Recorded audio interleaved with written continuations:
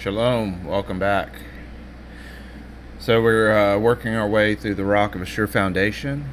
We're up to the Nazarene Acts, Book 1, Chapter 52. So without any more delay, we'll go ahead and get started. When Peter had thus spoken, I, Clement, answered, If those shall enjoy the kingdom of Messiah, whom his coming shall find righteous, shall then those be wholly deprived of the kingdom who have died before his coming? This is a question I've heard a lot of people ask throughout the years in church settings. What about the people that lived before Jesus? Then Peter says, You want me to reveal some of those hidden matters, Clement, but so far as it is allowed to declare them, I shall not shrink from doing so. Know then that the Messiah, who was from the beginning and always was ever present with the pious, though secretly through all their generations, especially with those who waited for him, to whom he frequently appeared. So, before we move through the whole chapter, notice that this first sentence in this paragraph, you want me to reveal some of the hidden things. Some of these things are not told to us. Obviously, Yeshua spent at least a year with his disciples, and he told them things that, and this is something that frequently is said by Peter in the Nazarene Acts, that there's some things he's not supposed to share. Messiah gave them understanding about certain things, but it's not something that he wants just put out there for everybody. So some of the things we don't know is maybe because we're not supposed to know. Like, there's really not a whole lot that's said about the world to come. Like, we're not given a lot of details about it. We just know that there's a good place that we want to get to. And we're not told specifics about it, or we're told very few specifics about it. And I think that's by design. We don't need to know all the specifics about that. What we need to know is what we're supposed to do during this life. And we're told lots of things about how we're supposed to behave during this life. Those are the things we should be seeking after. Those are the things we should be asking about and trying to align ourselves with. We should be seeking to do God's will, as Peter repeatedly says.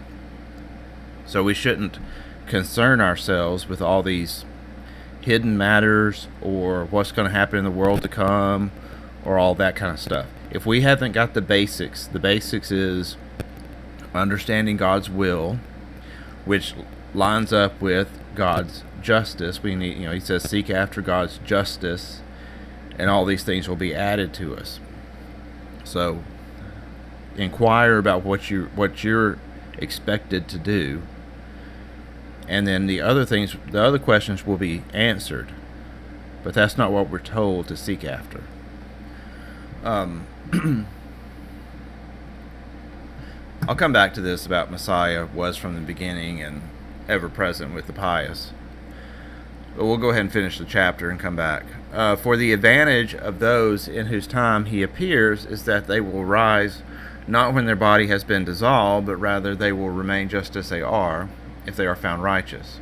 For when all of them have become acceptable to him, as, for example, the first man who because of becoming acceptable to him was translated, this is speaking about Enoch, he was the first one that was considered acceptable, and so he was translated directly to heaven or wherever instead of dying.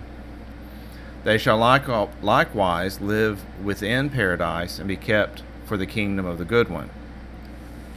But as concerns those who have not fulfilled the measure of their righteousness, as having the residue of impieties within their flesh, their bodies will be dissolved, but their souls will be preserved in a good place in honor. And thus, in the resurrection of the dead, their souls will clothe themselves with their body that was cleansed by dissolution, and on account of the achievements of their good works, they shall inherit the kingdom. They shall inherit eternal life. For this reason, blessed are those who attain and receive the kingdom of Messiah, who will also escape the punishment of Sheol, which that's the grave. Sheol is the grave. and will go free and continue without corruption, as they are longed to escape from the awfulness of the judgment. Furthermore, they are the first who shall see the Father, and they will be positioned among the first who are before God. So some of this stuff, I believe, is also explained in John chapter 5, where Yeshua speaks about us passing into life. We're not going to be subject to the judgment and that sort of thing. So if you want some more information, read John chapter 5. I believe that's the correct chapter. So he also speaks in the scripture, or in the Gospels, Yeshua does, about this. His believers are never going to taste death, which it could be a double entendre. If you're his follower, you're going to stop tasting death, like get the death off your dinner plate. But also, when you die, you're not going to spend this time in the grave. You're going to pass directly into this place of reward. So this seems to be the answer to that question. Messiah, who was from the beginning and always never present with the pious. So people ask about this whole, what is the, I don't know what the proper term for it is. I mean, you could call it Christology. I think that's what church, like apologists usually call it. There's plenty of verses in the scripture that indicate that Yeshua is this firstborn of creation. So the firstborn of creation indicates that he was the first created being. In the beginning was the Word, and the Word was with God, and the Word was God. So in the beginning, Yeshua was created by the Father. And Peter, I believe it's in book 2, Peter goes into much more detail about this, that Yeshua was indeed created. That's why he is begotten, the only begotten of the Father. You can't be, the Father's unbegotten. The Father has never been born. He pre-existed from all eternity. But the fact that Yeshua is begotten tells you that there was a time when he wasn't there, and then he came into existence. So, and this firstborn of all creation, that indicates he was the first one, the first thing, the first being created. Now, there's other passages, for instance, the baptism account, the way it originally read in the Gospel according to the Hebrews, that this voice from heaven says, "This day I have begotten thee." So what does that mean? How can he say, "This day I have begotten thee," but then also him being the firstborn of all creation? And there's a number of things that could mean, and I don't really have the answer.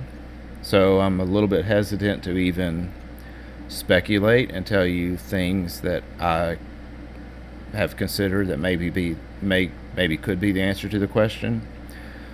So I will say this, though, there's the human flesh of Yeshua. Like he came as a man, so that flesh did not exist before his birth to Mary. It's not like the flesh body that he inhabited was created back at the beginning of creation.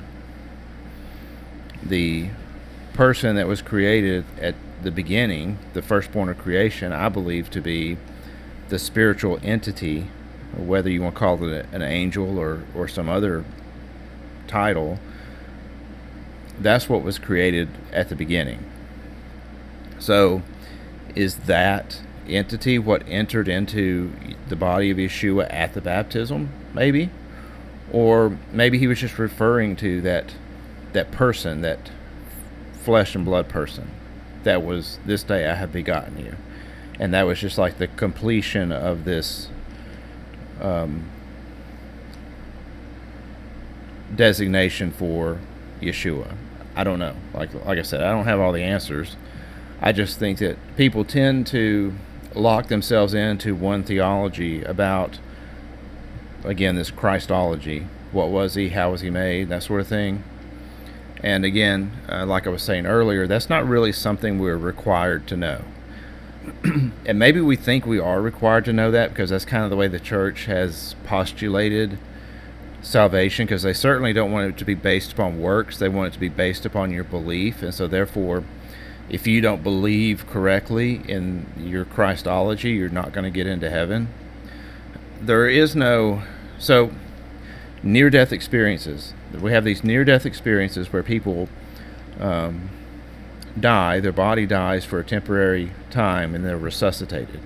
And people come back for near-death experiences, and when they get to the other realm, whether you want to call it heaven or whatever you want to call it, there's oftentimes they describe this meeting with God, and they're given feedback about their life.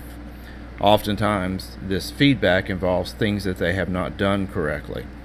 And so what they're typically judged for is not forgiving people, judged for their actions. Maybe they had wicked actions toward people. But what they're never judged for, I've never heard a near-death experience where people were judged because they didn't believe something correctly. You know, none of these near-death experiences detail someone going and standing before God, and God's like, okay, so I need you to explain your Christology to me. Do you have this correct understanding about the Messiah? Because if you don't, you're going to hell. So, do you believe he existed from the beginning, or do you believe he came into existence through his baptism, or what is your Christology? I need you to thoroughly explain it to me. And if you don't check off all the boxes I have on my list, then you're not getting in. No, they don't. They're never asked that. They're always asked about their works and everything that they describe when they come back. When their body is resuscitated and they come back into their body and they remember this near-death experience, the stuff that they describe lines up with what Jesus describes. Jesus describes you being judged for your works. Jesus describes how you have to forgive in order to obtain forgiveness. Jesus doesn't say, now listen up, kids, you're going to go into heaven and you're going to get a quiz, and your quiz is going to be about what you believe about my existence. Your quiz is going to be about what you envision the end times to be. That's never stated by Jesus, and that's never reported by anyone who comes from heaven. No one says, oh, I got to heaven, my near-death experience, and the angel or the being that met me there was like, sorry, dude, you never made a public declaration that you believe in the death, burial, and resurrection of Jesus. So if you don't believe these biographical details like Romans 10:9 says, then you can't get into heaven. No one ever says that. Like, the near-death experience does not support Paul. It does not support Pauline theology. It does, however, support what Yeshua says about the time after. People report going to a place where there's weeping and gnashing of teeth. That sounds like something Yeshua described often. And usually in the story, they cry out for God, and God rescues them out of that situation. So anyway, something to consider. We're told a few things. We're told that Messiah existed from the beginning, that he was present beforehand. I personally, one of the things I tend to picture him as is this angel of the covenant that we see interacting with the children of Israel in parts of the Torah, the book of Judges. That I believe that's the pre-incarnate Yeshua. I believe that's the spiritual being that inhabited the flesh and blood body of the man from Galilee. That's what I believe. And I believed that back before I read the Nazarene Acts. I believed it before I ever heard of the Ebionites. And I have yet to read something in any of these works, any of these books, that counteracts that belief or that understanding. So for the time being, that's kind of what I'm going with. But I'm also willing to accept something different if I see the evidence for it. So, and I think that's the way we should be. Use whatever evidence is there to develop, to answer your own questions, whatever they may be. But then if you find something that contradicts your belief, then adjust your belief to fit that. And the big challenge for me has just been getting all the stuff Paul said out of my mind. Get all that stuff out. Because that's difficult, because there's some things you believe and you don't necessarily remember why you believe it. And then later on you realize, oh, I believe that because that's something Paul said, and that's something the church repeated to me to the point that I accepted it. So anyway, that's my advice to you, I guess.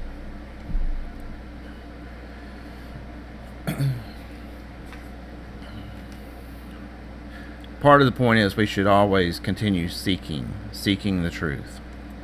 So when you allow yourself to get locked in to a belief or a belief system, and you won't accept anything that contradicts it, then you're limiting yourself, and you're also kind of doing this thing where you put God into a box, and you're like, God, you've got to fit inside my box. And yeah, I've talked on here before about how God has spoke to me throughout my life. Like sometimes I'll speak about my own personal experience, and I tell you things that God said.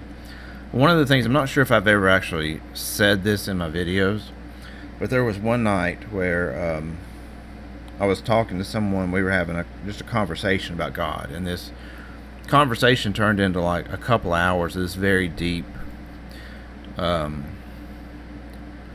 journey into the nature of God and that sort of thing, and what God desires of us. And at the end of it, there was a moment where I heard the Holy Spirit say, the thing I like about you is that you let me be myself. And that to me was one of the greatest compliments God's ever given me, that I actively work to not put him in a box. I actively work to try and listen to him and let him be himself. And it makes me think that there's a lot of people where God almost has to conform to their image of him in order for them to even accept that he's interacting with them. So a lot of the stuff I've learned over the years, I don't think I could have learned if I didn't allow God to show me who he is genuinely, instead of requiring him to fit inside a box. Like, I was raised in the Catholic Church, so if you could imagine me forcing God to put himself into this like Catholic box, this view of him that's taught by the Catholic Church, and then refusing to see anything outside of that, I think that's the way a lot of people do with him. They put him inside their own box, whatever that may be, and then disregard anything that doesn't fit into their box. Instead of letting him just lead them, they're confining him. So anyway, chapter 53. Wherefore there is no small dispute concerning Messiah, and all the unbelieving Judeans are stirred up with boundless rage against us, fearing that perhaps he against whom they have sinned should be he. And their fear grows all the greater because they know that as soon as they fixed him on the cross, the whole world suffered with him, and that his body, although they guarded it with strict care, could nowhere be found, and that innumerable multitudes are attaching themselves to his faith. Therefore they, together with the high priest Caiaphas, were compelled to send to us again and again, that an inquiry might be instituted concerning the truth of his name.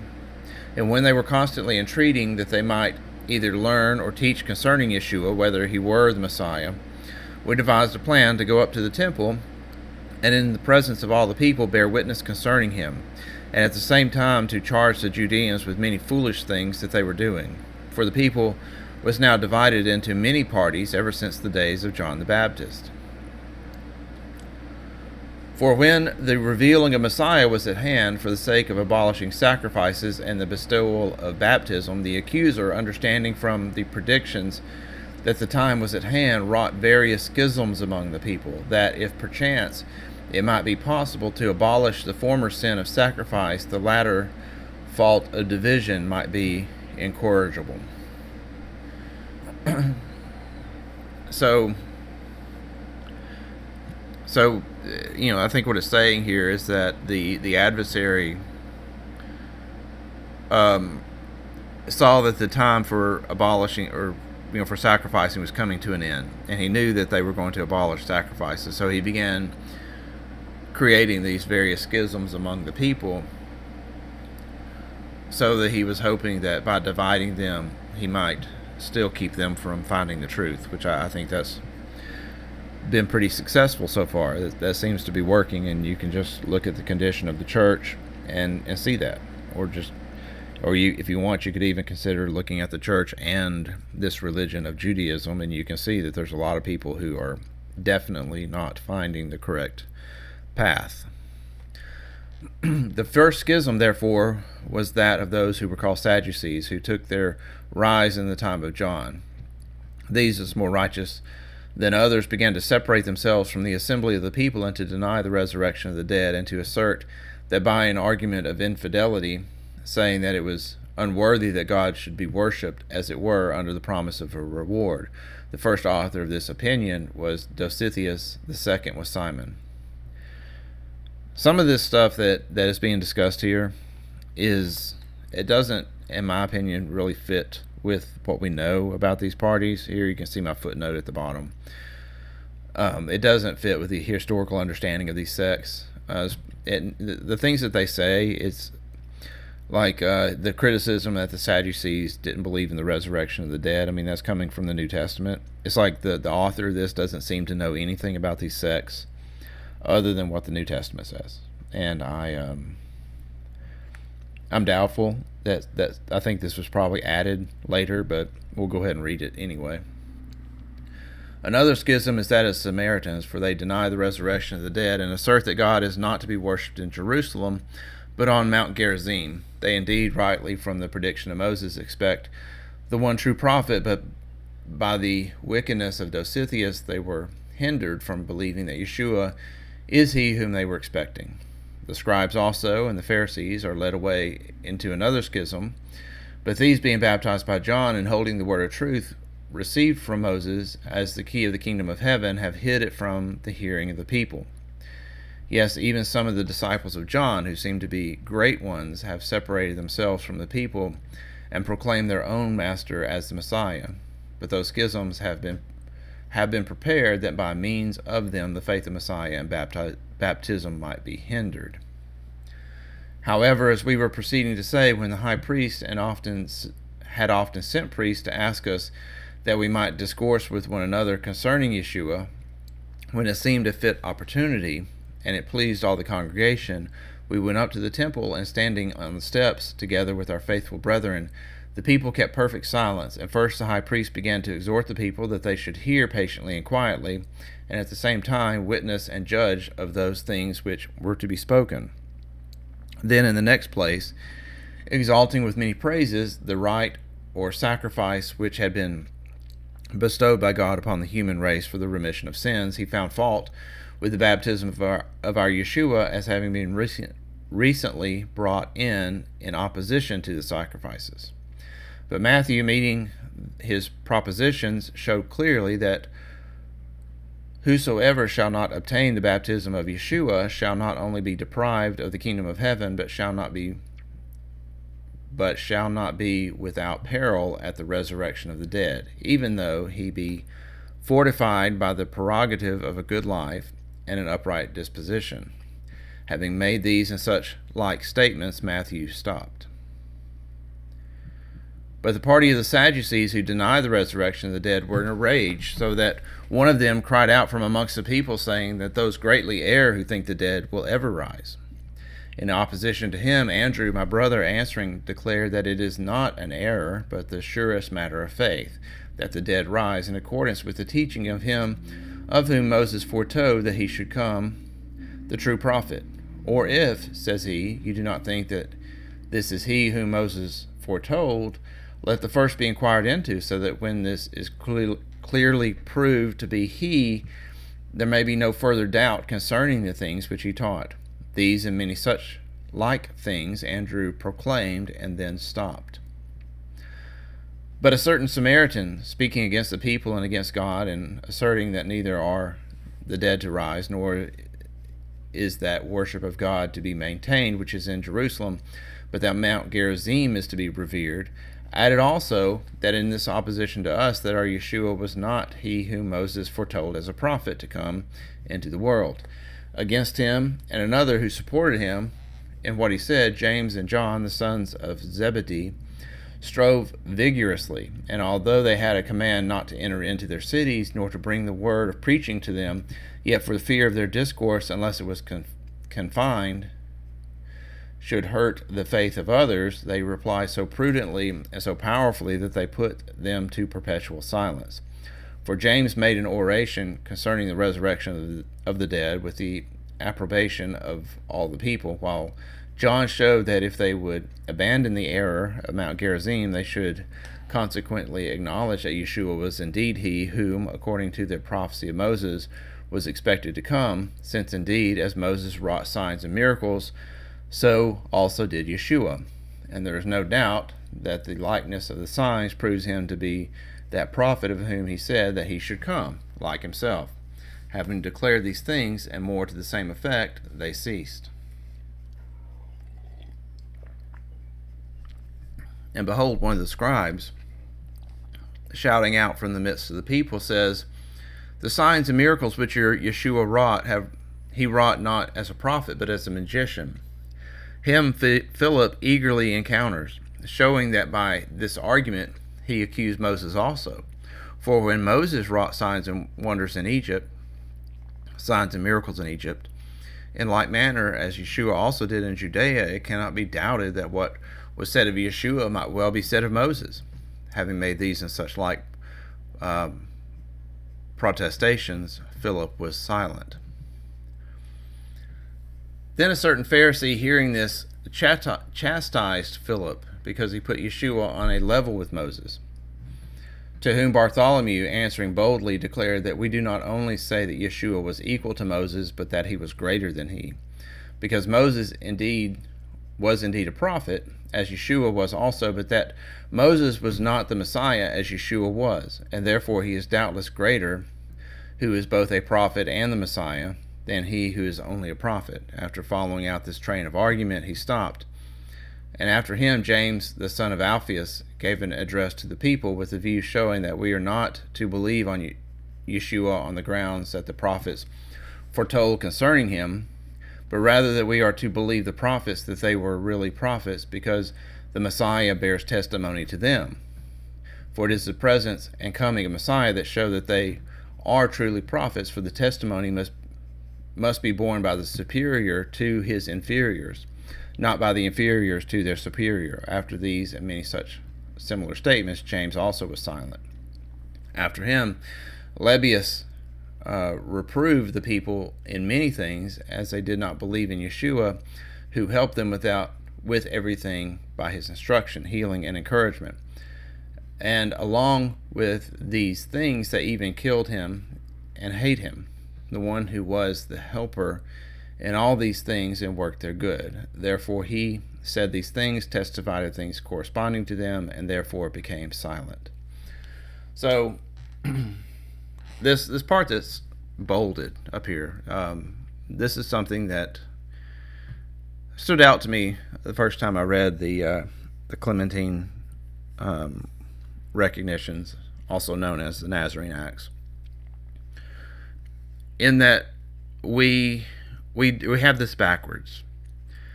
The church likes to take statements from the prophets and say, okay, well, Yeshua is the Messiah because, see, these prophets prophesied about him. And they've gotten so zealous for doing that they even will take prophecies that are not even about the Messiah and try to apply them to Messiah, or they will misquote the prophecy and again, apply that to Yeshua when it's probably not really fitting to do so. I've seen that quite a bit. It's backwards to do it that way.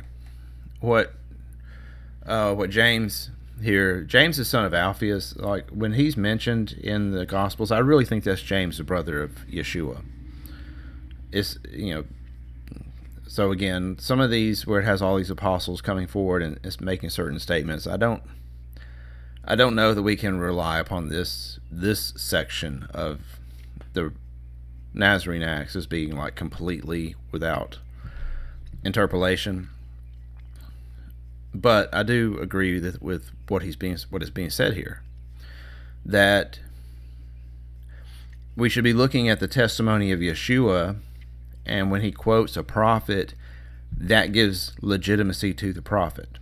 The greater testifies about the lesser. The prophets don't confirm Yeshua. Yeshua confirms the prophets because Yeshua is the greater. So I just wanted to point that out. I think on one hand it's something I've never really thought about, but this concept of authority that I've mentioned before, and just in the last couple of weeks,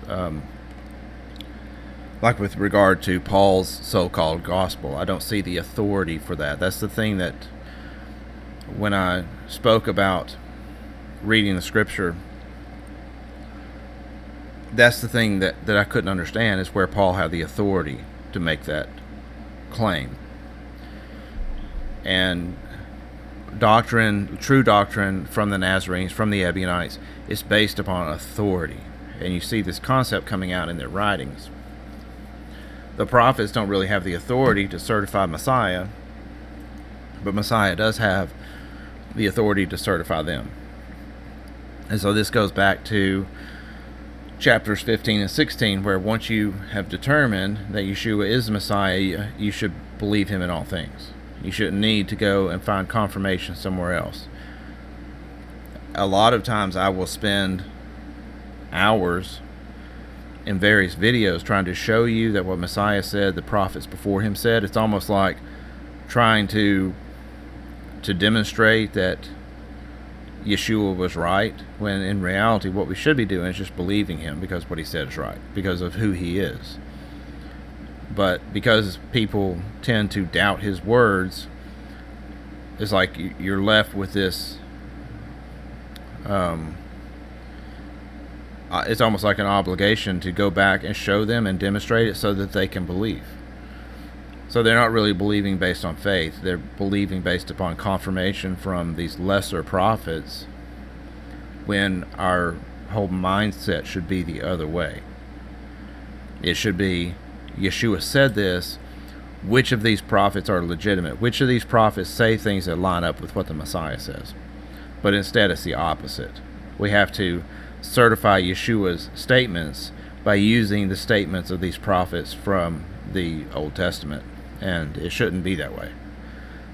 And I think the reason it is that way is because we're trained to not believe Yeshua's words at all. The church doesn't share Yeshua's words in their services.